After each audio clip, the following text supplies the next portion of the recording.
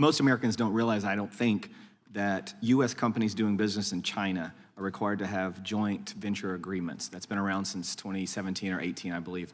And it requires the Chinese Communist Party to have political cells within these enterprises, American enterprises in China.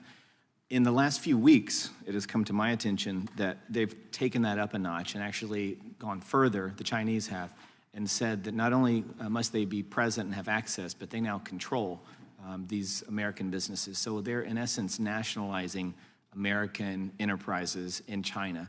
And the CEOs I've talked to are afraid to say something. They say they've come to the FBI. The FBI, I think, is aware of this. I'm about to turn it over to you. My question is this happening, and what can be done about it? What do we need to do about it? Well, I think you've put your finger on a very important issue, and frankly, one that does not get the attention that it really deserves. So I appreciate you bringing it up. I will say that, in my view, there is no country, none, that presents a broader, more comprehensive threat to our ideas, our innovation, our economic security than the Chinese government and the Chinese Communist Party. And in many ways, it represents, I think, the defining threat of our era.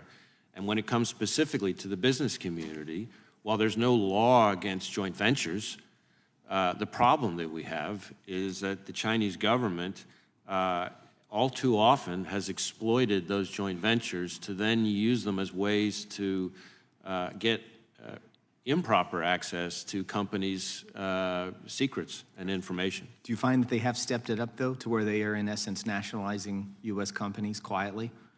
In a variety of ways. I hadn't really thought of using that term, but I think you're onto a very important point. I'll give you an example that I think a lot of people in America still don't know about and would be shocked to hear, which is that really any company of any size in China is required by Chinese law to have what they quaintly call a committee, which is essentially a cell inside the company whose sole function is to ensure that company's compliance with Chinese Communist Party orthodoxy. If we tried to install something like that in American companies, or if the British tried to do it in British companies or any number of other places, people would go out of their minds, and rightly so. Agreed. Well, thank you. I'd like to work with you more on that, and I'd yield the balance of my time to the chairman. Thank you. But that's exactly what you did.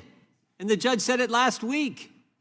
Every week you were meeting with big tech companies saying, hey, look at this. This violates your policy. Take this speech of Americans down. You were doing the same darn thing you just described the Chinese about. And can we put up the email that Mr. Nadler entered into unanimous consent request? Can we put this up from the FBI to Bank of America? Because I want to know something.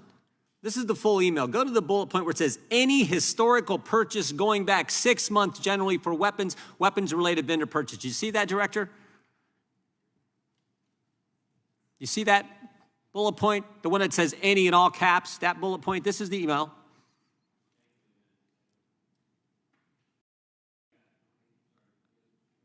How did you know?